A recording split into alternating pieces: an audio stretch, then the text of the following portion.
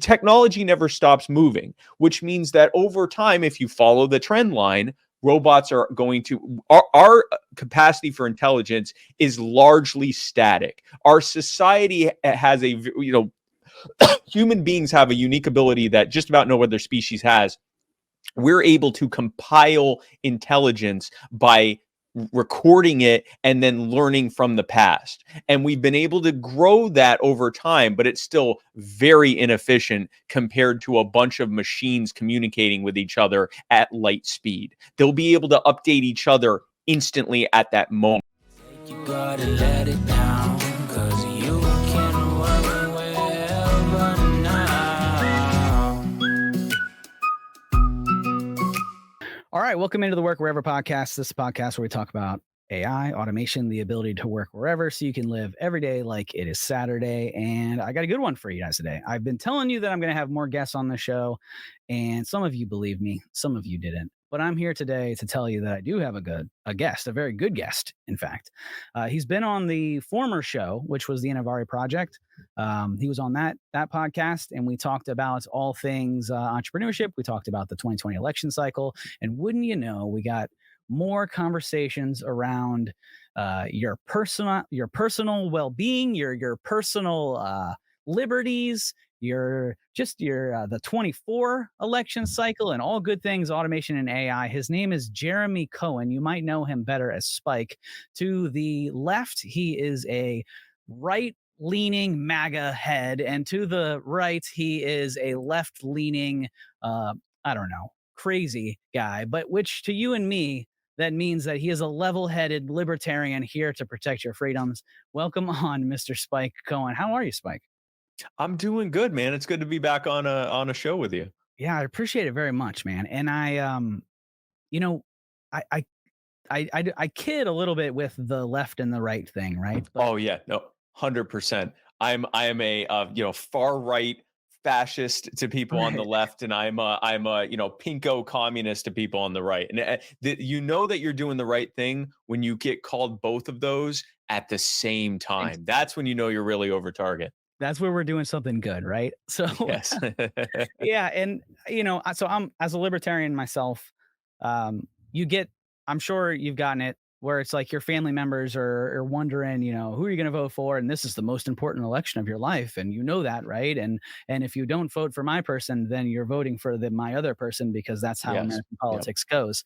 So it's good to know that the middle, that we're still out there, that there are still level-headed humans out there who just want to be left alone. And I'm glad that you're leading the charge and doing the things that you're doing. And if you guys haven't checked out Spike, he's doing amazing things. I mean, the activism that you're doing is doing amazing things, real good. That politics and that should be, not the things that we've come to realize that it's turned into, the influencer ridiculousness that we were seeing. But I appreciate everything you're doing, and it's a wonderful thing to see that some common sense politics out there that still exists. Well, that means a lot to me, and I do what I can, man. Yeah. Well, let's get into it, shall we? This has been one of the craziest years. Well, you say that, but really everything's been crazy since 2020. So it's been crazy. This is the craziest year since 2022. That's right. The craziest year since 2021, which was definitely the craziest year since 2020, and so on. Yeah. Right. What a year. So let's start in 2022. That's when it really started. It really started to catch national attention with this facial recognition that was going down in New York. We talked about it on this show. I know you've talked about it on other shows, where there was the Madison Square Garden owner, and he was targeting, I believe it was a law firm, multiple law firms. Yeah. And not letting them into the Rockettes shows, and they couldn't see his Knicks play. And so it was discrimination, which turned into a much bigger thing. So my question to you is facial recognition, is that something that is discriminatory? Should he be allowed to do this? It is his private residence, I guess you could say, even though there are taxpayer dollars in there, but I'll let you answer that. Did he do the wrong thing, or is, in the government coming in and making it sweeping across the board, is that acceptable? Let's start with there. Yeah, so to answer that, I gotta dig in a little bit more just to kind of give some of the particulars here. So, and I'm forgetting names, but I remember the situation. So, the owner of Madison Square Garden was using facial recognition software to stop anyone that was associated with this law firm, and then I think like also a public relations group or Mhm. something. Anyone that was basically criticizing him or against him in any way, either personally or part of his company. And so he was weaponizing it to keep people out that he didn't like. The problem is Madison Square Garden is basically this thing that's essentially owned and run by the government, but this guy gets to profit from it. So he pays essentially nothing in taxes. Like his property taxes are basically nothing in a place where I mean, he's got a multi-billion-dollar property that paying no property taxes in the middle of New York City and like the most prime real estate just about anywhere on earth. And he gets subsidies from the government as well because he's hosting their sports teams there, right? So or at least the Knicks, he's hosting there.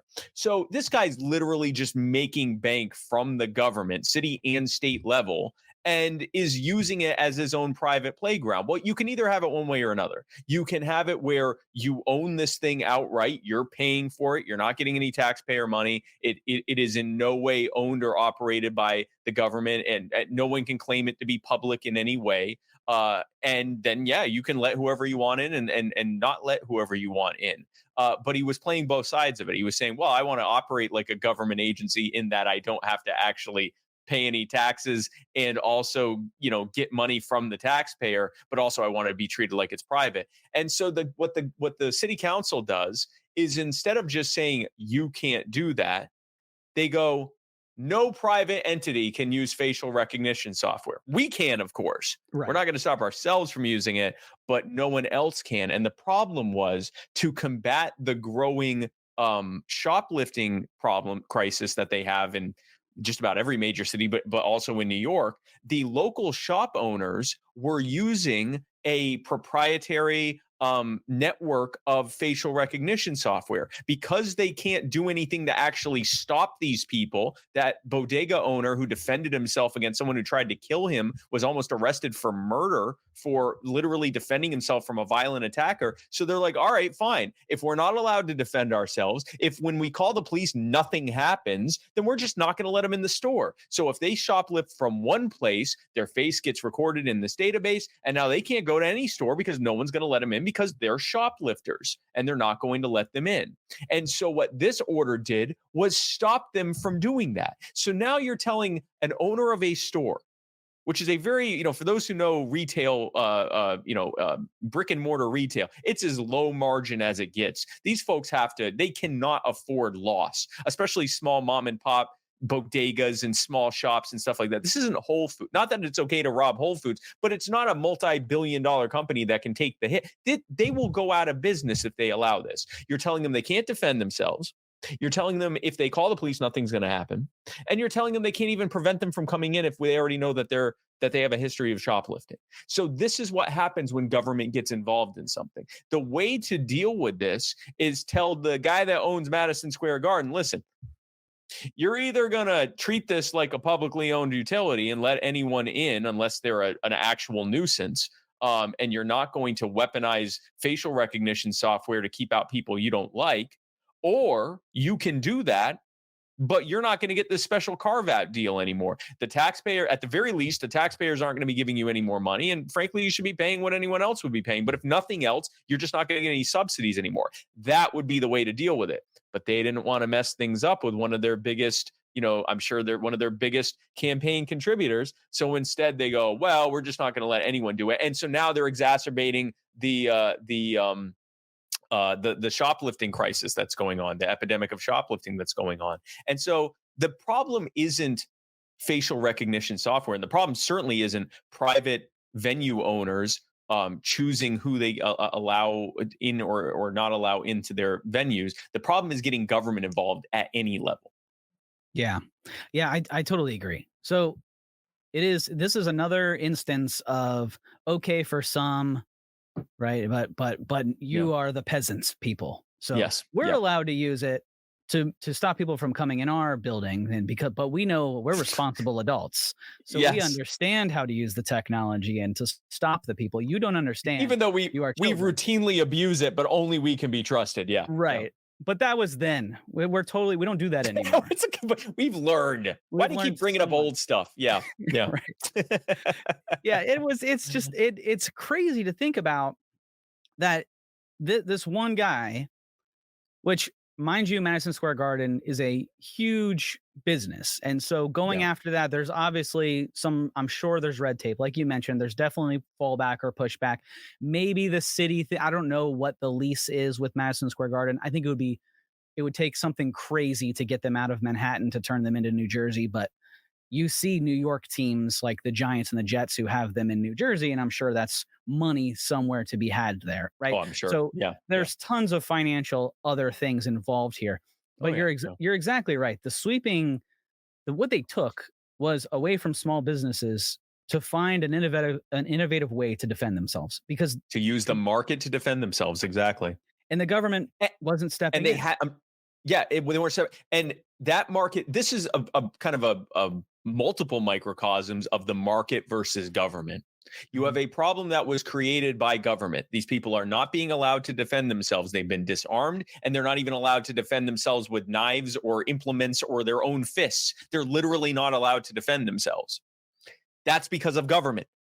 If they were allowed to defend themselves, you'd see a lot less shoplifting right off the bat. Then the government also says, well, we have a monopoly on the ability to enforce rules. You can't just go around and punish people for this. We do that. We're not going to do that for political reasons, but we're only supposed to. So they create a monopoly and then refuse to, they say we're the only ones that are allowed to enforce these rules, but we're not going to. So that's a government problem. So now the market steps in and goes, well, we're going to innovate past this. You won't let us defend ourselves. You won't do anything if we call you. We'll just keep them out. How do we do that? Well, we'll apply this new technology we have to be able to recognize them. They might get away with it once or twice or a couple times, maybe 3 times, but they'll never do it again because no one's going to let them in. And all you got to do is use our new proprietary system and, this network that we've built up and all. So the market is innovating despite government. So what does the government do? They screw up yet again. Government is a uniquely bad way to organize people. The market is a uniquely good way to organize people because the market has an incentive to feed the actual needs of actual stakeholding consumers. And the government has a perverse incentive to either make things worse or allow them to get worse on their own so that you become more dependent on them, knowing that you can't refuse to fund them because that's extortion. You can't not pay them. So they don't have to provide you with good services. So government bad, market good. I'm 100% with you. Now, the market was shut down in this instance, but then we do see tons of scenarios now where the market has started to create. I'll call it artificial intelligence, but it's not real intelligence. It's a computer algorithm that people are building. It's a machine learning, yeah. Right. But we'll call it AI. We'll call it AI, which came around at the same time, and that is OpenAI came out with this ChatGPT. And so ChatGPT explodes. I believe that was during November. It's right around the same time as that initial article. And now ChatGPT has become a household name. I mean, my parents, my dad's in his 70s.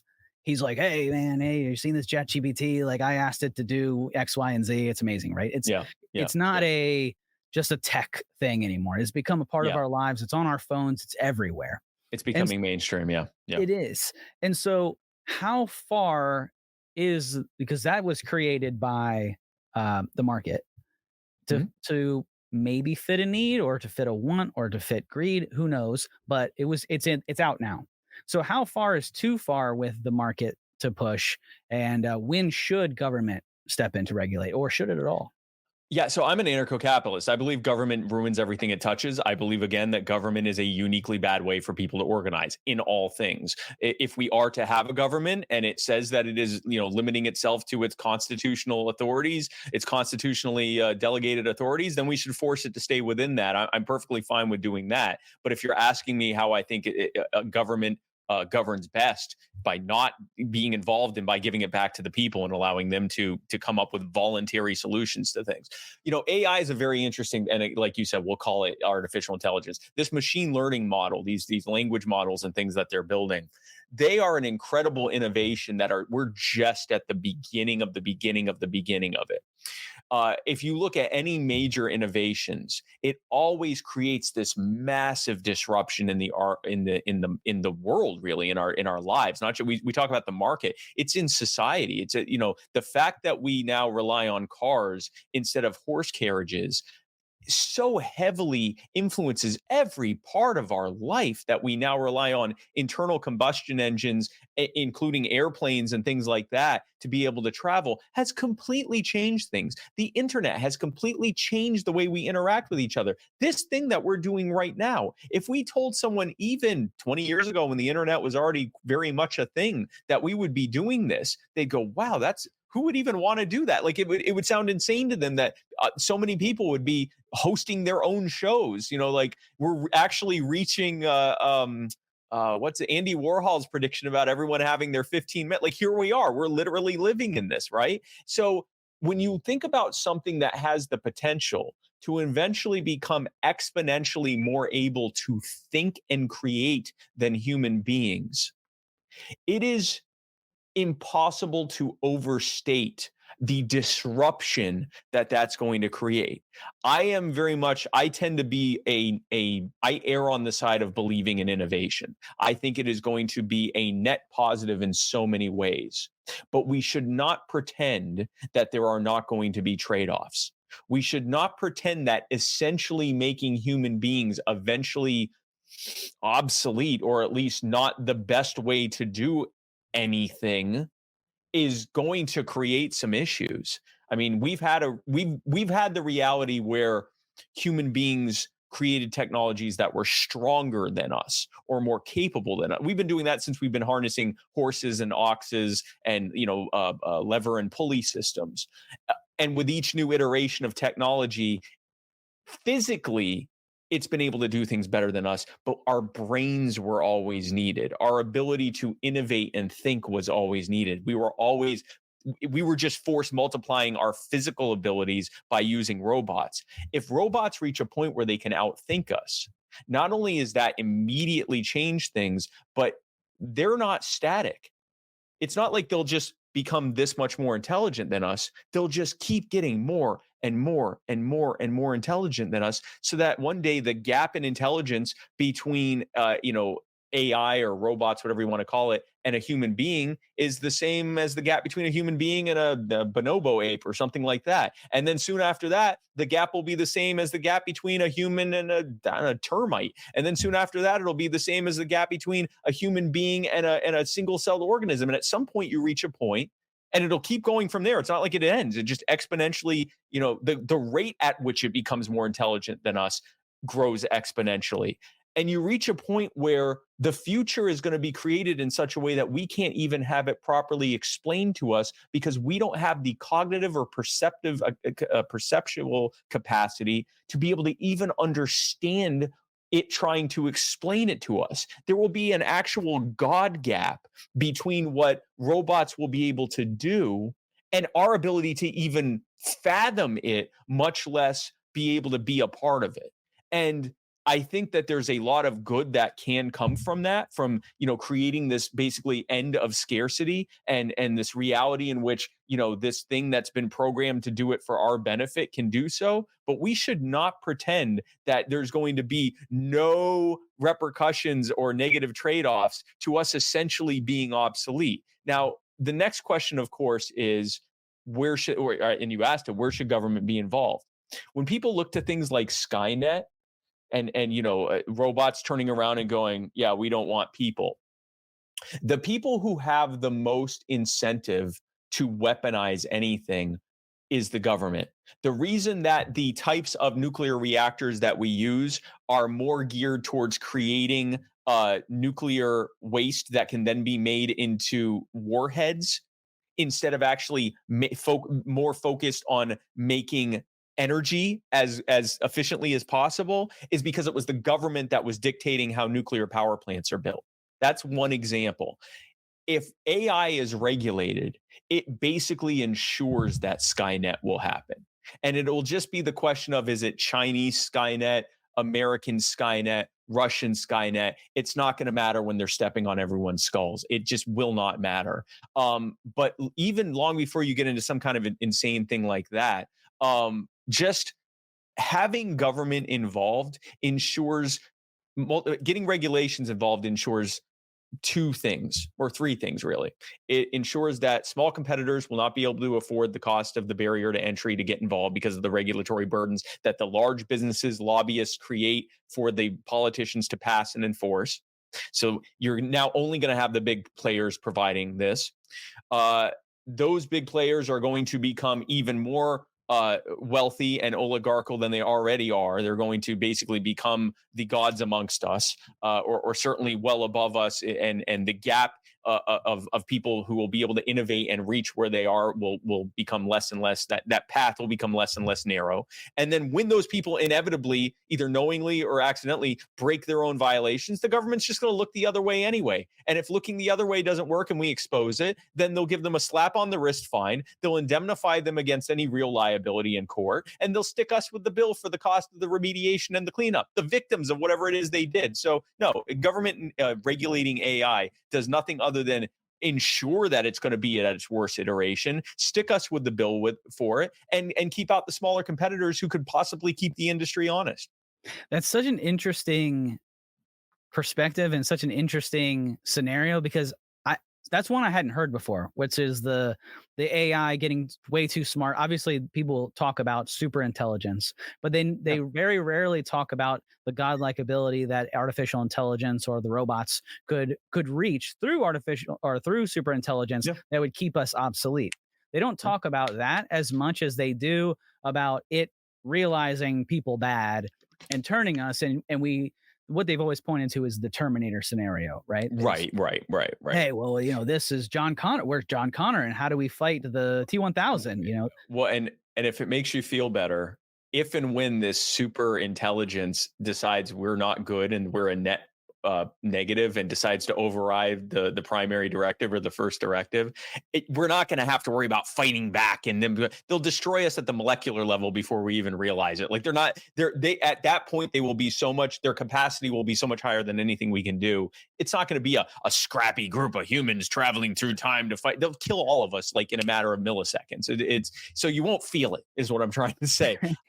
I'm less worried about that, because I do think there's a way either to program it to say, above all else, do not harm humans or whatever. I also think that in general, something that's super intelligent isn't going to be thinking about destroying. It's going to be thinking about creating. So what may actually happen is we just become not really as important as other things. We still have a net benefit. We live far better lives than we are now, far more comfortable lives than we are now. But think about a reality in which everything is either free or so inexpensive as to be free, and there's so much plenty that you want for nothing. You can have whatever home you want. You can have whatever you want. We're traveling to other planets. There's endless room for endless people. Our lives are expanding. We can live essentially forever, and not just living longer, but almost like an eternal or near eternal youth. We can travel the cosmos, or at least our solar system.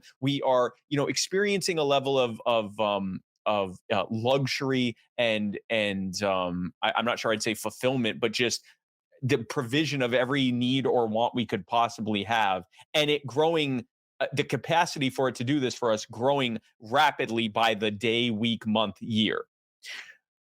But we're still not number one anymore. And we're sort of just this thing that's being allowed to live a certain level of comfort, in the same way that you might keep some virus, you might keep some beneficial bacteria in a petri dish and decide to let it have a lot of whatever material to feed on, but it's just as comfortable as a bacteria can be, but it's certainly not it's certainly not prime. I think that's imagine if okay, great. You're free to pursue, there's nothing else you can do. You cannot innovate in a way that would matter to a robot, and it's going to innovate far better. So you have no need for a job, or there's nothing you're actually doing. And so now you have to find your fulfillment in things that intrinsically mean something to you. So maybe you pursue art, but you pursue art understanding that the robots can create art better than you. You pursue music in understanding that the robots can create music better than you can.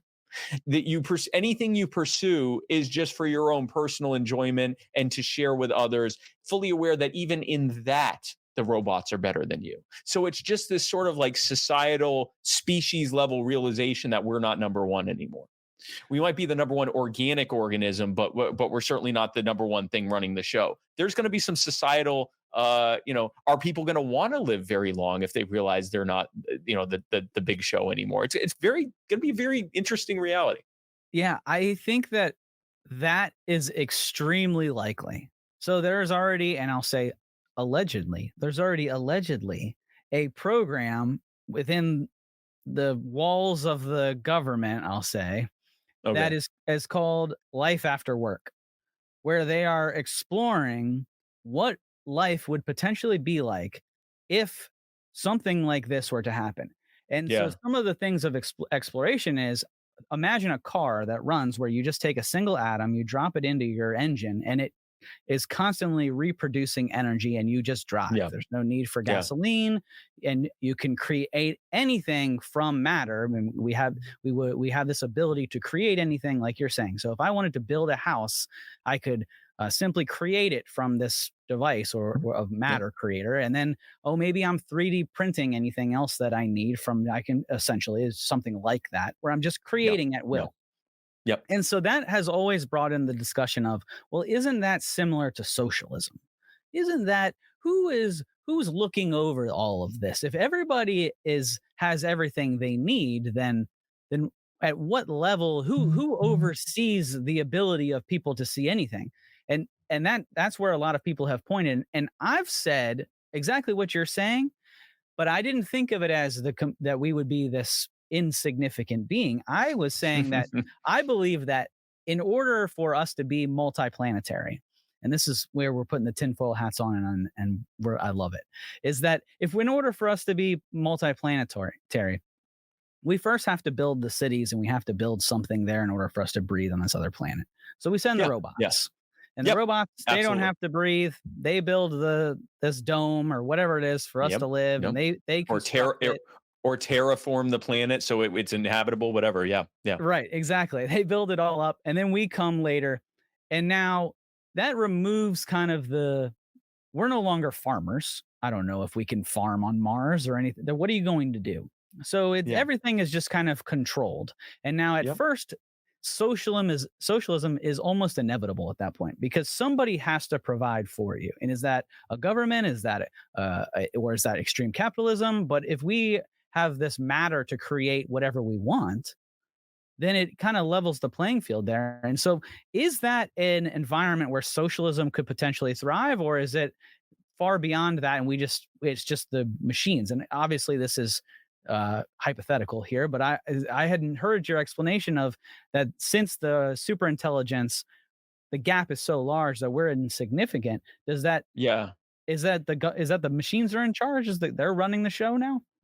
Even if in theory the human beings are still in charge, if the robots control every single aspect of it, and the robots are now creating things that reach the point it can't even explain to us. Now, I mean, this could be generations away. I mean, it might not this be is in fun our life. Conversation at this point, right? This is like, but if you follow, it's just following a trend line.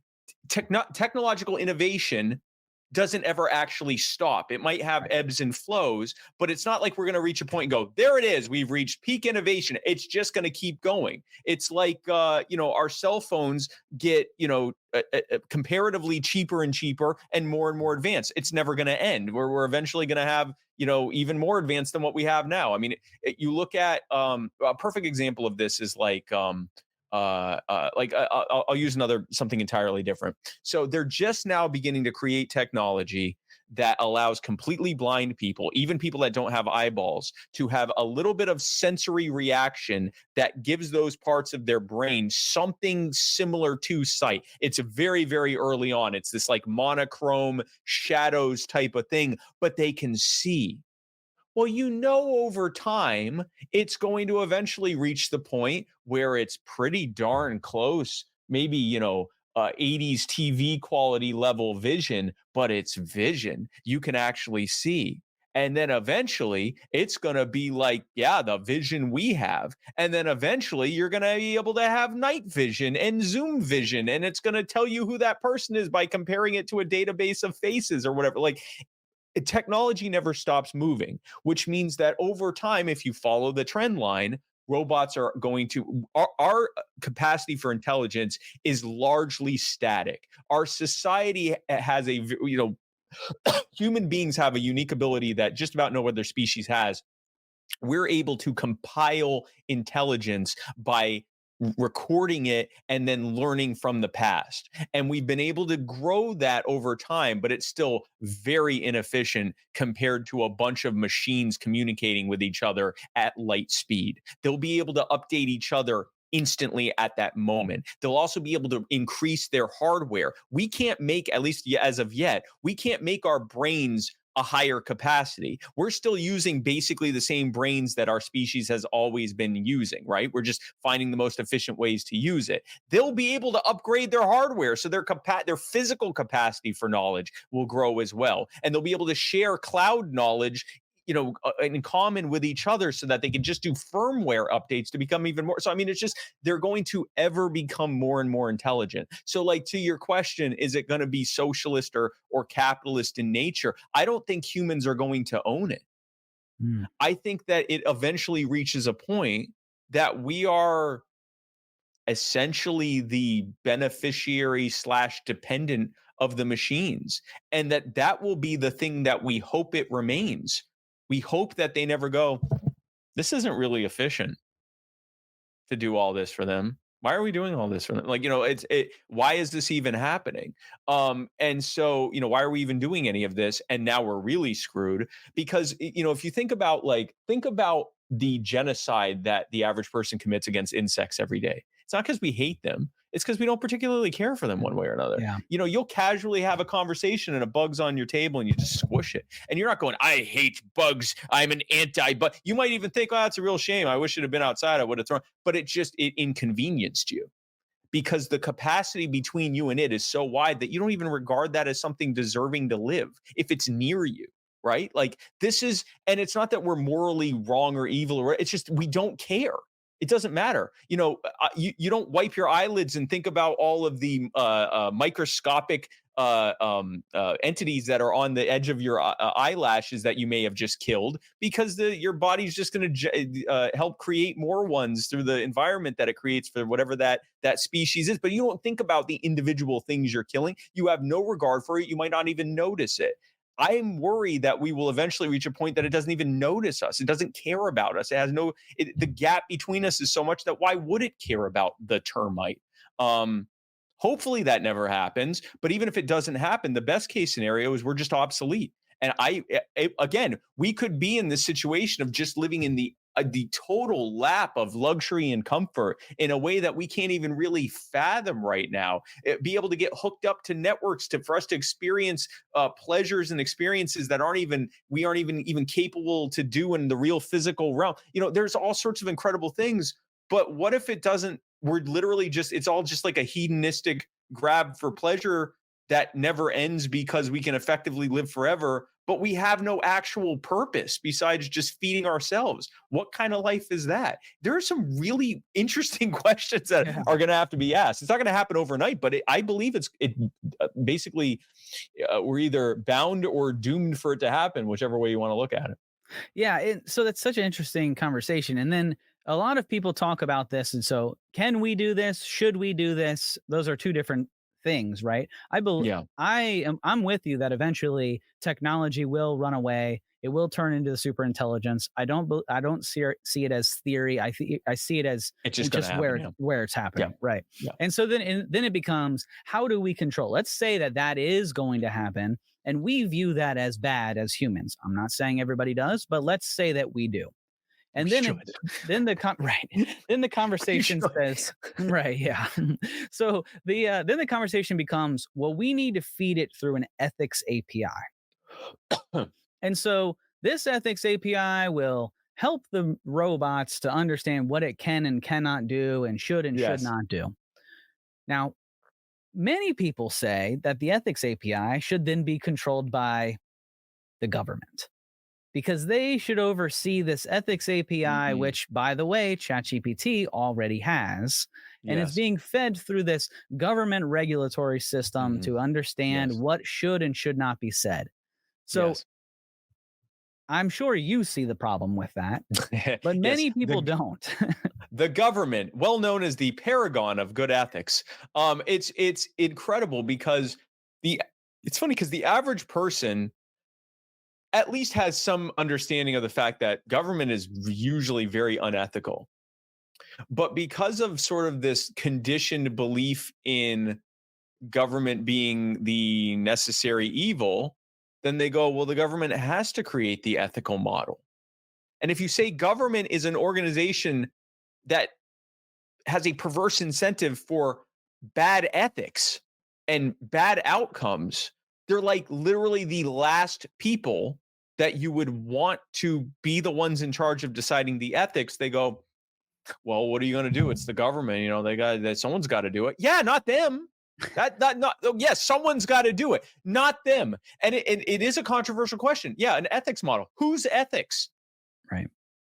Whose ethics? I would hope, if you want, I know this is going to sound this is going to be a shock to everyone. I would hope that there would be a certain level of libertarian ethic, at least at the basic level of self-ownership, individual autonomy, a belief in I'm going to sound like an Ayn Rand person now, but a belief in an objective set of ethics that are built around individual autonomy and self-direction, and the logical conclusion that comes from that, which is property rights. And if you have that, then that's a pretty solid model. The question of how to basically future proof AI or robots or whatever to make sure they don't end up, going rogue on us or just not caring about us and letting us get squished like the bugs we will be at that point compared to them, that's above my pay grade. There are those are the people in that field who really need to like explain, because there has to be like, how do you hardwire this to make sure that there is never a way for it to end up turning into something that does not give a crap about us? Because being comparatively like God in capacity, coupled with not giving a crap about us one way or the other, ensures us suffering the same fate as the insects, where we can be killed at will. It doesn't really matter. It's not even a hatred or a desire to get rid of us. It's just we don't matter. We aren't, the things it's creating have nothing to do with us. The things it's creating are for like expanding the lifespan of the solar system or something like that. Like making sure the universe lasts as long as it possibly can before it reaches peak entropy or whatever. Like it would become, not, we aren't in that equation, and so it just doesn't care what happens to us in the meantime. It's now thinking in terms of billions and trillions of years. It doesn't care about us. We don't matter. We are not in the realm of what it cares about anymore, and that is something we have to avoid. Regulations aren't going to do that. If anything, it'll ensure it happens, or that, you're even worse, it'll try to kill us. They'll be weaponizing the thing. It really comes down to, this is where we need to be trying to inject even if we don't know how to do it, like in terms of the technology, we need to at least be injecting our ethic into. The only way this is going to work is if it has something hardwired in that respects us as individual human beings and respects our individual autonomy, and is at least part of what it does is seeking to serve that and to better our lives through that frame. Because if we just say we want it to better our lives, well, what if it think our lives would be better if there were fewer of us? Mm. What if it thinks our lives would be better if our lives were short and sweet? Maybe being around too long, it'll decide that we get sad and decay over time. So just let them die right at their peak.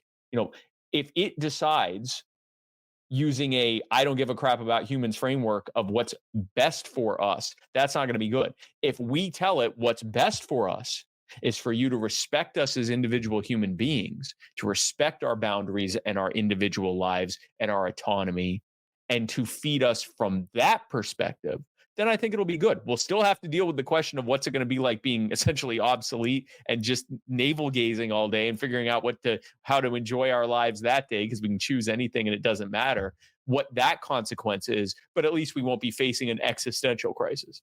Do you believe that this is something that humans should fear? Like, there's a lot of fear out there of to say, it's taking our jobs, that it could potentially. Yeah, Yeah.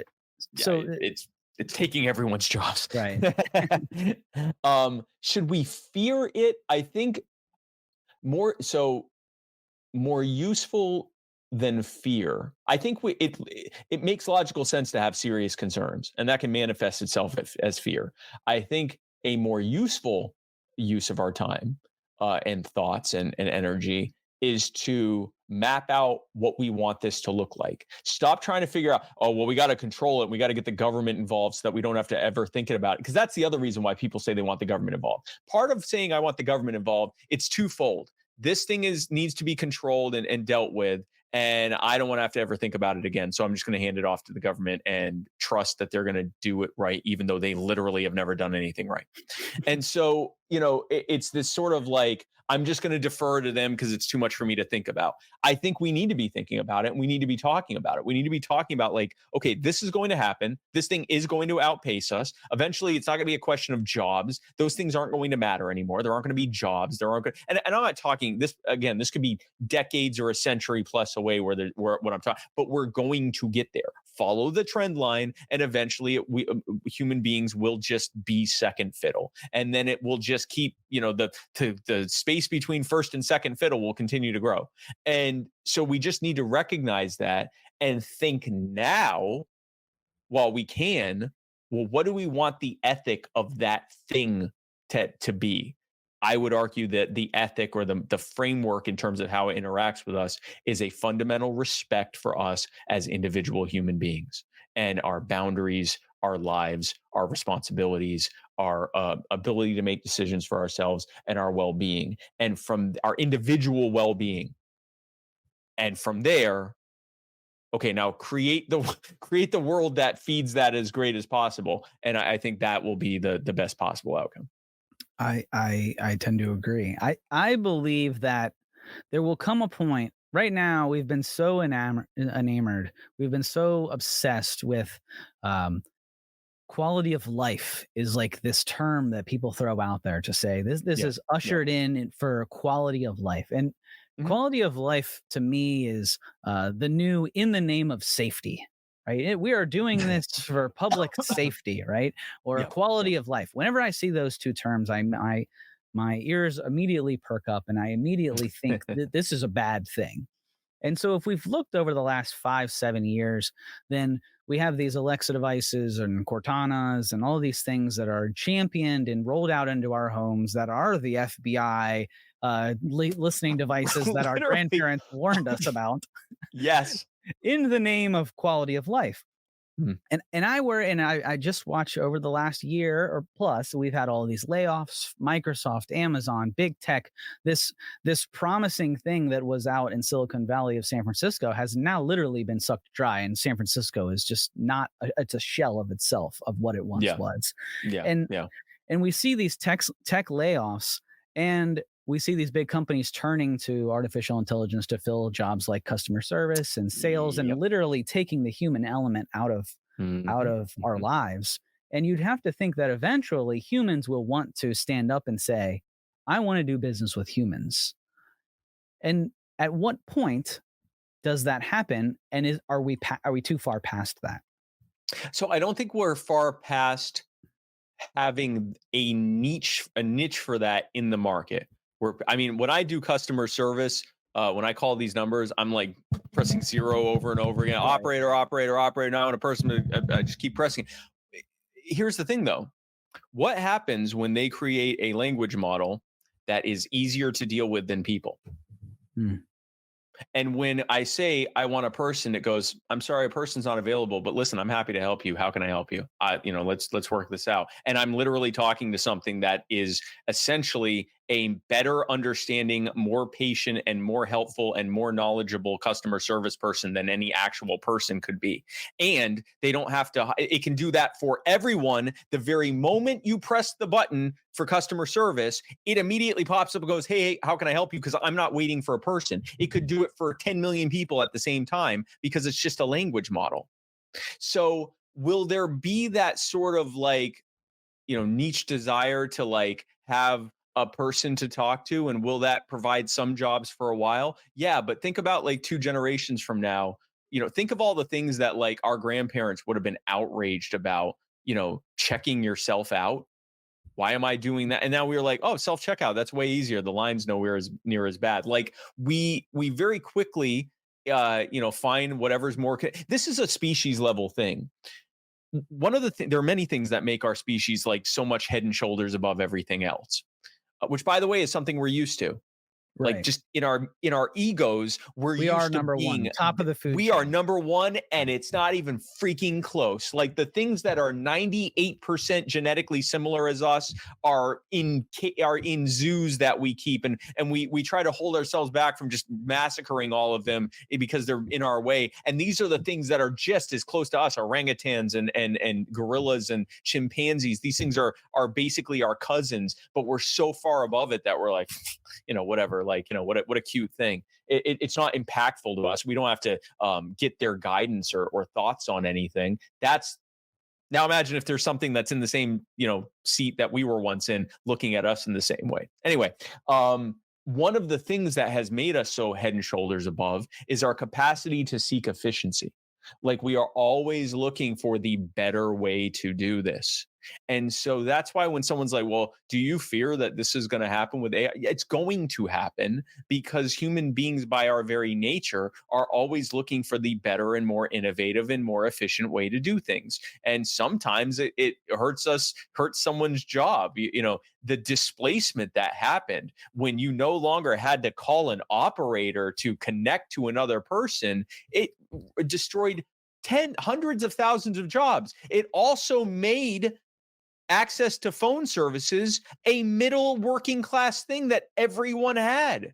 It wouldn't have been possible to do that the old way. So it's good things that come with it. But yeah, man, it's going to completely, like, it is going to change everything from stem to stern. There's nothing that can be done about it other than to try to figure out how to best inform the ethical model behind how it operates. And if we do that, then we'll be in the best shot possible. So I got a couple other topics that I wanted to hit to. Maybe we'll just go rapid fire because I Yeah, let's do rapid fire. I appreciate Yeah. your time. Um, let's say Twitter, Elon Musk. What do you make of him saying everybody has to come back to the office and everything that he did in the takeover of Twitter? What's your opinion on that? Any decision he made for the company, it's his company, 100%. He's going to own its success or failure. Whether I think it's a good idea to make everyone come back to, I honestly don't know the model well enough to be able to say it. I assume he probably was making a good choice because he's done a pretty good job running businesses so far. He's the wealthiest guy on earth ever with a bullet. So I'm going to go ahead and defer to him on that. I will say, I'm not against the change of branding from Twitter to X. The problem is X means so many other things already. Like we say X to refer to all sorts of stuff, right? Twitter was its own brand. Nothing else was called Twitter. So I think that's the one thing that I've had some issue with. But you know what? He's been wanting to make the everything program or app since the PayPal. He wanted PayPal to be called X. He's owned X.com for a very long time. And he has wanted X to be the everything. So, he's building, he's trying to build the everything. He's trying to make the singularity company. So, you know what? God bless. Maybe he's right. So that's what I think about that. What about, and I love what he did to expose what we already very strongly suspected, yeah, that with the Twitter files drop and with everything since then, he has exposed this wasn't private companies choosing who to associate with all the same way, all at the exact same time. This was the government, not just the US government, but multiple governments around the world directing big tech to engage in a combination of censorship and shadow banning and demonetization and all of this stuff. It was the government all along, and of course it was. And the people that were going, oh, it's a private company. All the private companies decided to do the exact same thing at the exact same time for the exact same stated reasons. No, the government was obviously involved. Yes. So that was going to be my next question. So thank you for hitting on it. The next one was the Pentagon. Did you see the terrorism, the artificial intelligence terrorism generated photos of the Pentagon explosions? Did you see those? And it crashed the market earlier this year. No, I didn't. So crazy is it was somebody created an AI generated photo of a bomb going off at the Pentagon, posted it to Twitter, now X. Somebody of a verified account retweeted it, and it crashed the market, I think, by like 30 points. So the question was, then, is this cyber terrorism? And then what is cyber terrorism? And how much involved should we get? And I bring this up because there was a bill introduced, I believe it was last week, leading up to the 24 elections, where it was a bipartisan bill around that it was going to ban or make it illegal to create AI generated ads using political people to basically to stop any potential threat of us creating a meme or a video of Trump or Biden saying something stupid, right? So what's your take on that? But not the rest of us. Right. Just them. Right. Which means they can do it to us. Right. See, this is the kind of stuff I'm talking about. They'll go, oh, it is very dangerous. People could deep fake others into unspeakable compromising situations. The worst things, the worst crimes you could think of, they could realistically, deep fake / Photoshop them into, full HD videos showing them doing this thing with their voice as they talk and the whole thing. And it would be almost impossible to prove. So that has to be illegal for you to do to us. Right. Not for you to do to each other, or for us to do to you, which would be the real danger, would be politicians Can you imagine a rogue prosecutor just straight up framing as many people as possible to work his way up the ranks? But that's, that's not, it's us doing it to them. That's the problem. That's my take on that is what's good for the goose is good for the gander. Also, you got to be careful how you word that, because what if it's one of these like fun videos where it's, Trump and Biden playing ukuleles together or something, or battle rapping each other or whatever? Like, yeah, sure. Is that fake? Is that a fake, a depiction of them? Yeah. But is it entertainment, or is it actual defamation? Also, the First Amendment protects our right to do a lot of stuff when it comes to public officials. Like, we're allowed to say things about them that we're not allowed to say about private people. Like, we're allowed to kind of lie about them and be somewhat defamatory because it's politics. Like, we're allowed to say our opinion, even if it's not 100% correct, because it's politics. These people have control over us. This would actually reverse that and make it where they can defame us, but we can't defame them. That's completely wrong. Which defeats the entire purpose of the structure of our government. Is that yes, that just totally flips everything that was originally designed on its head. Yeah, I'm 100%. We have more control than you do, but in exchange, you can say whatever the hell you want about us. That was the trade-off. Right. Should we stop how much access big tech has on us? These APIs. We should stop. Go ahead. No, go ahead. So the ability that when we're creating a Gmail or whatever, like if I were to look into my browser right now, for some reason I'm logged into all the browsers, it's tracking all of my whereabouts from my GPS, my locations, my likes, and then I open up my smart TV and it's got cameras looking at me and it knows my favorite shows. And how much information housing is too much? It should have to explain thoroughly what it is getting from us. And not a 700-page, right. Pressing here says that you've read this 400-page PDF that no one reads. that we've probably never fully read, and we can change it at any time. That's not a real, like, that is, if I were to do any kind of contract with you and say, here, by pressing this button, you've signed the 700-page business contract. Also, I'm going to change it whenever I want to. Like, that's not a legit informed consent. They need to be clear on what it is that they are getting from you or taking from you or learning from you or whatever, in terms that are understandable. The much greater danger is government, though. Like, I am less worried about Google having this information if governments are explicitly stopped from utilizing it. I'm not as worried about Google having my info or Twitter or Meta or whatever having it, except in the current environment where big tech is basically being made to act as an extension of government. That's the thing that concerns me. Right. The outstretched arm of what was exposed during the Twitter files, which I'm sure Yes. it was unique to Twitter. I'm sure. Well, no, Right. because I mean, you had Mark Zuckerberg going on podcasts saying they were doing the same thing with him. Like, Right. but yes, even before that happened, it's like, yes, no, it was clearly just Twitter. It Obviously. wasn't every other one that was doing the exact same thing. Right. So my last question is, are we going to see you on the 24 ticket?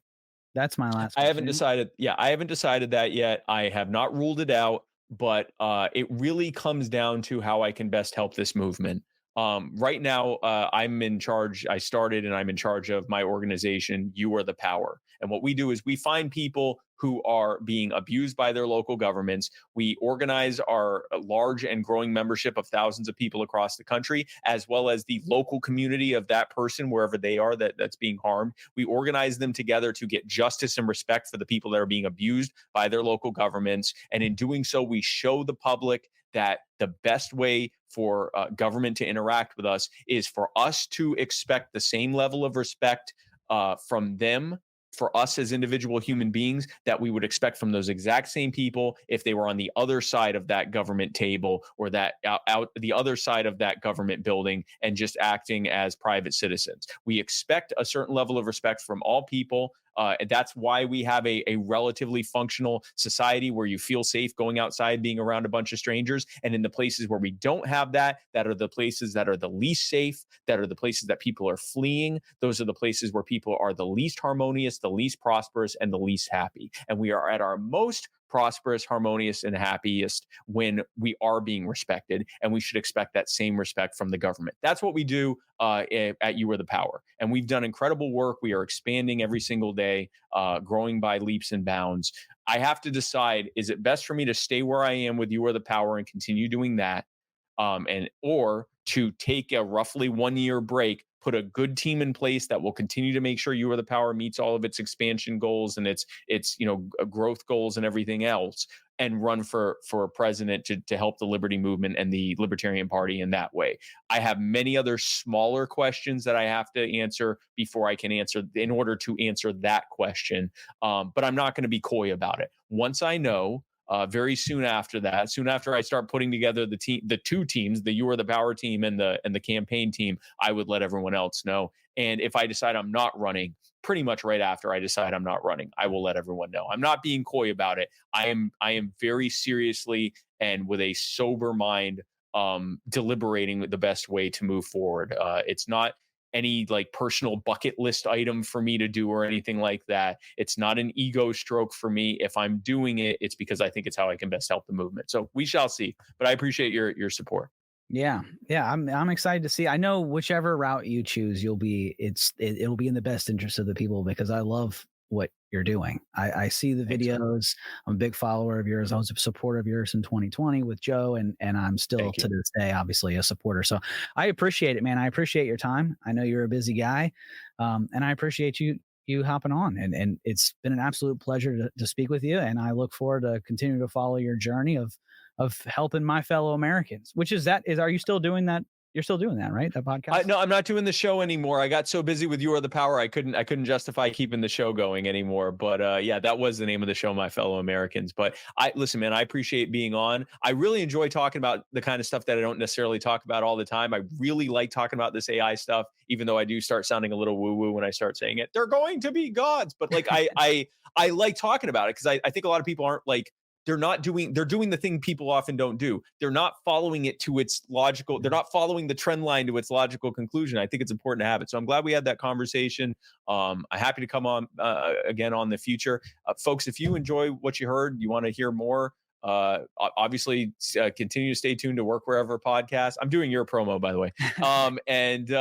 If you want to follow me, look for Spike Cohen on any social media. I'm on just about all social media. And if you want to be a part of the movement that we're growing, go to youarethepower.com and sign up to become a member today. We'd love to have you. And thanks again for having me on, man. I look forward to doing it again. I look forward to having you. I appreciate you very much, guys. Go follow him. Instagram, I believe, is where I follow you the most. Is it real Spike Cohen? Is that? No, so it's literally literally Spike Cohen everywhere except Twitter or X, because the character limit wouldn't allow literally. So it's real Spike Cohen there and literally Spike Cohen everywhere else. All right. Well, I appreciate it, Spike. Thanks for hopping on, man. I very much appreciate the time. Guys, go check him out. Go follow him. Thanks again, Spike. Guys, hopefully you enjoyed today's podcast. Go check out Spike. Go see the You Are the Power? Is that what it is, Spike? Let me just make sure I get it right. Yes, it is You Are the Power. Make sure you guys go check out You Are the Power. Check out Spike. Make sure that you see all the good things they're doing. And please, God, go vote for libertarians. Guys, I hate the argument that they're not going to win. It doesn't really matter if we get 100%, but if all of you voted libertarian, we would win, by the way. But that's neither here nor there. But guys, just get out and vote. Either way that you do it, you're libertarian, you're right. The other ways you're wrong. But either way, if you want to be wrong and throw your vote away, go right ahead. Guys, thanks for hanging out. Hopefully you learned something today. And until next time, see ya.